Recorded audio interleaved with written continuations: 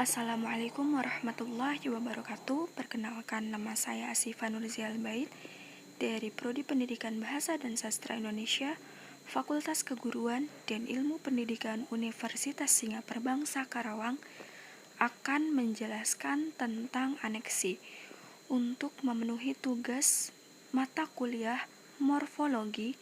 Dosen pengampu Dr. Setiawan Edi Wibowo, MPD.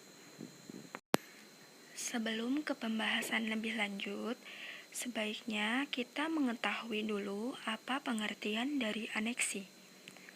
Aneksi adalah rapatan hubungan dua kata yang lebih erat dan disebut juga dengan implisit. Aneksi adalah hubungan yang memiliki kata implisit, yaitu dua kata yang sebetulnya memiliki pengertian dan makna, namun diterangkan secara kurang jelas atau tersirat. Meskipun demikian, artinya tetap sama dengan makna yang sama, hanya saja pembentukan katanya yang berbeda. Aneksi pada kajian morfologi memiliki beberapa macam yang didasarkan pada jenis kata yang membentuknya.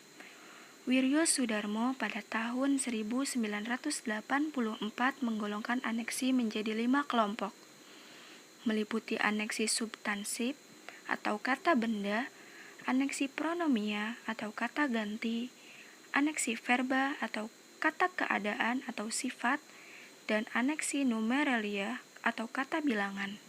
Banyak orang keliru dalam membedakan frasa, kalimat majemuk, dan aneksi. Di sini saya akan menjelaskan tentang perbedaan ketiganya. Yang pertama ada frasa. Frasa tidak memiliki predikat. Contoh katanya adalah bahasa Indonesia yang merupakan frasa.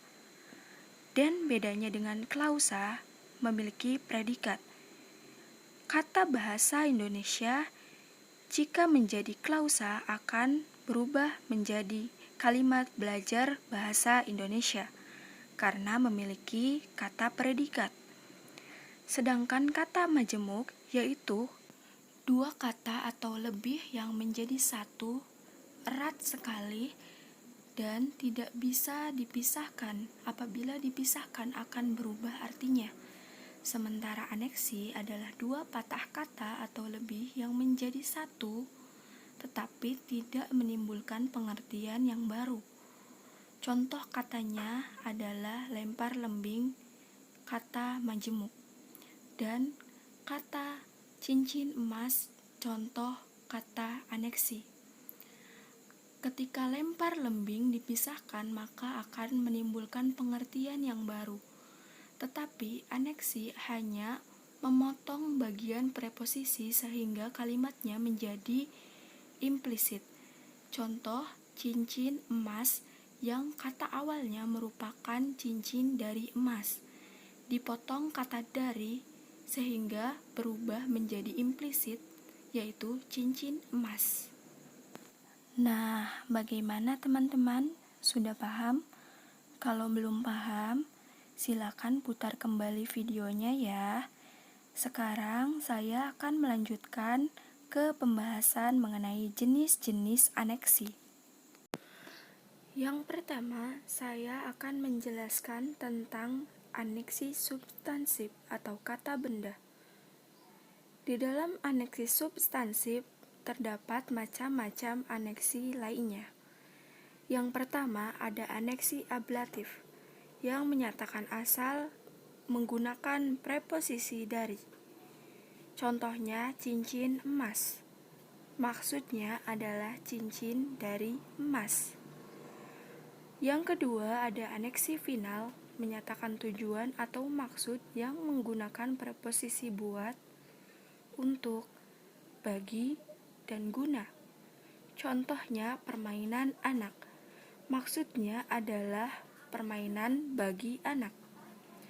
Yang ketiga ada aneksi instrumental, menyatakan alat yang menggunakan preposisi dengan. Contohnya adalah permainan bola. Maksudnya adalah permainan dengan bola. Yang keempat ada komposisi kooperatif, menyatakan perbandingan yang menggunakan preposisi seolah-olah, seperti, dan sama dengan. Contohnya sebesar gunung. Maksudnya adalah sama besarnya dengan gunung. Yang kelima ada aneksi lokatif, menyatakan tempat yang menggunakan preposisi di, dalam, pada. Contohnya adalah murid kelas 3. Maksudnya murid di kelas 3. Yang keenam ada aneksi objektif, menyatakan atau menjadi objek perbuatan yang menggunakan preposisi hal. Contohnya perbaikan jalan. Maksudnya adalah hal memperbaiki jalan. Yang ketujuh ada aneksi partitif, menyatakan keseluruhan atau bagian yang menggunakan preposisi dari. Contohnya, sebagian penduduk, maksudnya adalah sebagian dari penduduk. Yang kedelapan ada aneksi posesif, atau menyatakan kepemilikan atau milik. Contohnya, mobil ayah, maksudnya adalah mobil milik ayah. Yang kesembilan ada aneksi subjektif, menyatakan pelaku dengan menggunakan preposisi oleh. Contohnya, jawab ibu, maksudnya adalah dijawab oleh ibu. Yang kesepuluh ada aneksi substansif, menyatakan atau membedakan yang menggunakan preposisi dari. Contohnya, kemauan rakyat, maksudnya adalah kemauan dari rakyat. Yang kedua, saya akan menjelaskan tentang aneksi dengan kata ganti. Aneksi dengan kata ganti yaitu aneksi yang cara perekatan hubungan unsur lingualnya ditandai dengan penggunaan kata yang sesuai dengan rujukannya. Jenis kata ganti aneksi dapat berupa kata ganti persona atau kata ganti orang, kata ganti posesif seperti kataku, mu, dan nya. Kata ganti posesif adalah kata ganti milik atau kepemilikan. Kata ganti penanya seperti kata apa, kapan, mengapa, siapa, dan lain sebagainya. Kata ganti petunjuk seperti kata ini dan itu. Kata ganti penghubung seperti kata yang, dan kata ganti tak tentu seperti kata barang siapa. Salah satu jenis aneksi dengan kata ganti ada aneksi subjektif. Contohnya, sewaktu aku masih duduk di kelas 2 SD, aku pernah mengalami sebuah kecelakaan. Bentuk kata ganti pada kalimat di atas dapat dikatakan sebagai bentuk aneksi dengan menggunakan kata ganti tunggal pertama, yaitu kata ganti persona pada bagian kata aku. Yang kedua ada aneksi objektif atau aneksi yang terkonstruksi dari kata yang berduduk sebagai objek diikuti dengan posesifnya. Contohnya, paman menjual padinya sampai ke Karawang. Jika di sana dikatakan bahwa sebagai objek yang diikuti dengan posesifnya, objeknya maksudnya adalah padi, posesifnya adalah katanya. Subjeknya adalah paman, predikatnya menjual, objeknya padi, karena diikuti dengan kata posesif atau kepemilikan maka disatukan dengan katanya. Paman menjual padinya, padinya adalah milik paman. Yang ketiga ada aneksi lokatif, aneksi yang berkonstruksi kata keterangan tempat ditambah kata ganti pronominal persona. Contohnya, semua siswa di kelas saya aktif. Lihat rumusnya. Kata keterangan tempat ditambah kata ganti pronominal persona. Kata keterangan tempat berada di kelas.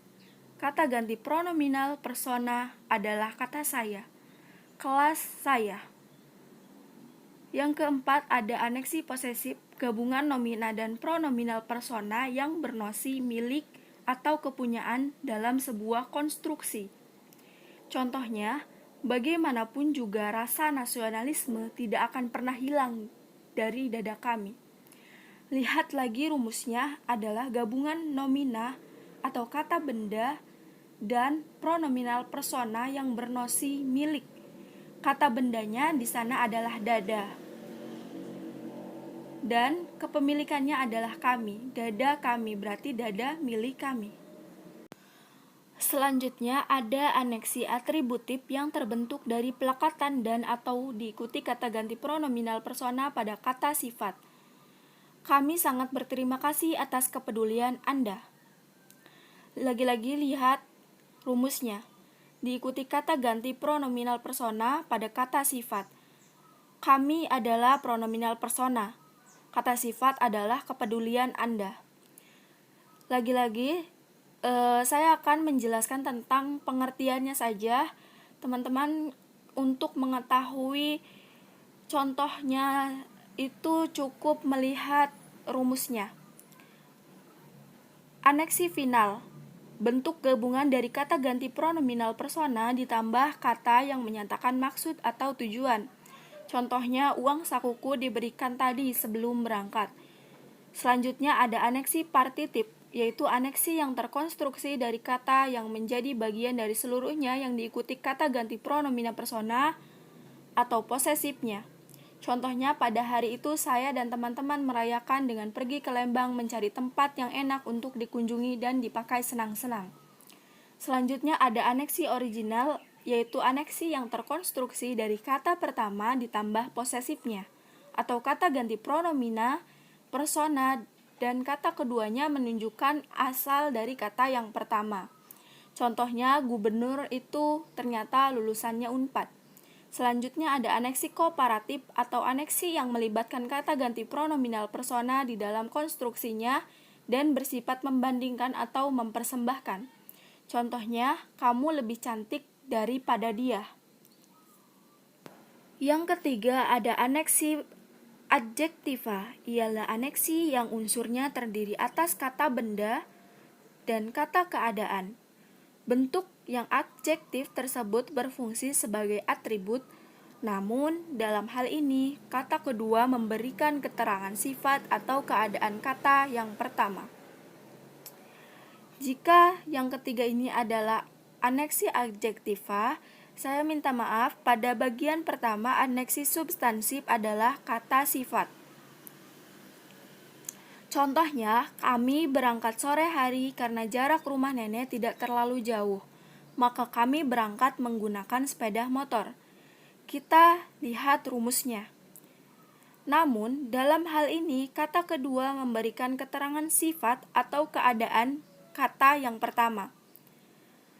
Kami berangkat menggunakan sepeda motor, yaitu menerangkan kata yang pertama, karena nenek rumahnya tidak terlalu jauh, maka kami menggunakan sepeda motor.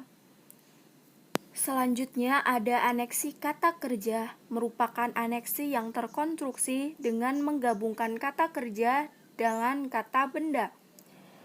Pada umumnya, kata kerja yang diikuti oleh kata benda aneksi ini ialah kata kerja tak intransitif.